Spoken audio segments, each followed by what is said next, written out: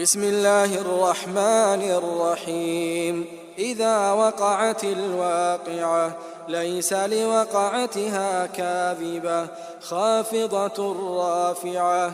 إذا رجت الأرض رجا وبست الجبال بسا فكانت هباء منبثا وكنتم أزواجا ثلاثة فأصحاب الميمنة ما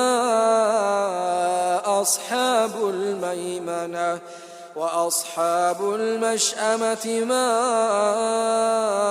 أصحاب المشأمة والسابقون السابقون أولئك المقربون في جنات النعيم. ثلة من الأولين وقليل من الآخرين. على سرر موضونة متكئين عليها متقابلين. يطوف عليهم ولدان مخلدون بأكواب وأباريق وكأس من معين لا يصدعون عنها ولا ينزفون. وفاكهة مما يتخيرون ولحم طير مما يشتهون وحور عين كأمثال اللؤلؤ المكنون جزاء بما كانوا يعملون. لا يسمعون فيها لغوا ولا تأثيما إلا قيلا سلاما سلاما. وأصحاب اليمين ما أصحاب اليمين في سدر مخضود وطلح منضود وظل ممدود وماء مسكوب وفاكهة كثيرة لا مقطوعة ولا ممنوعة وفرش مرفوعة. إنا أنشأناهن إنشاء فجعلناهن أبكارا عربا أترابا لأصحاب اليمين. ثلة من الأولين وثلة من الآخرين. وأصحاب الشمال ما أصحاب الشمال في سموم وحميم وظل من يحموم لا بارد ولا كريم. إنهم كانوا قبل ذلك مترفين وكانوا يصرون على الحنث العظيم وكانوا يقولون أئذا متنا وكنا ترابا وعظاما أئنا لمبعوثون أو آباؤنا الأولون. قل إن الأولين والآخرين لمجموعون إلى ميقات يوم معلوم. ثم إنكم أيها الضالون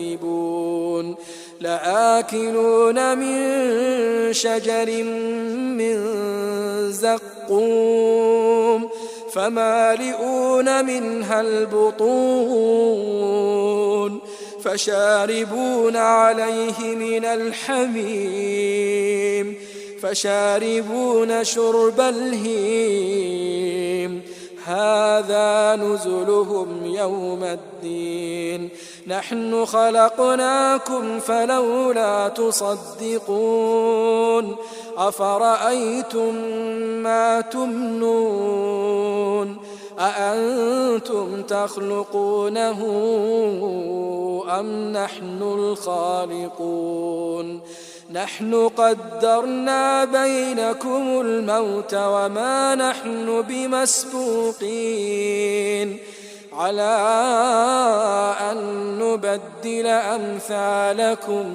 وننشئكم فيما لا تعلمون ولقد علمتم النشأة الأولى فلولا تذكرون أفرأيتم ما تحرثون أأنتم تزرعونه أم نحن الزارعون لو نشاء لجعلناه حطاما فظلتم تفكهون إنا لمغرمون بل نحن محرومون أفرأيتم الماء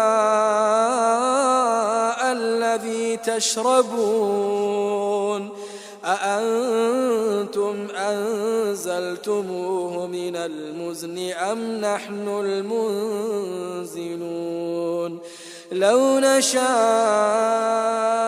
جعلناه أجاجا فلولا تشكرون أفرأيتم النار التي تورون أأنتم أنشأتم شجرتها أم نحن المنشئون نحن جعلناها تذكرة ومتاعا للمقوين فسبح باسم ربك العظيم فلا أقسم بمواقع النجوم وإنه لقسم لو تعلمون عظيم إنه لقرآن كريم في كتاب مكنون لا يمسه إلا المطهرون تنزيل من رب العالمين أفبهذا الحديث أنتم مدهنون وتجعلون رزقكم أنكم تكذبون فلولا إذا بلغت الحلقوم وأنتم حينئذ تنظرون ونحن أقرب إليه منكم ولكن لا تبصرون فلولا إن كنتم غير مدينين ترجعونها إن كنتم صادقين فأما إن كان من المقربين فروح وريحان وجنة نعيم وأما إن كان من أصحاب اليمين فسلام لك من أصحاب اليمين وأما إن كان من المكذبين الضالين فنزل من حميم وتصلية جحيم إن هذا لهو حق اليقين فسبح باسم ربك العظيم.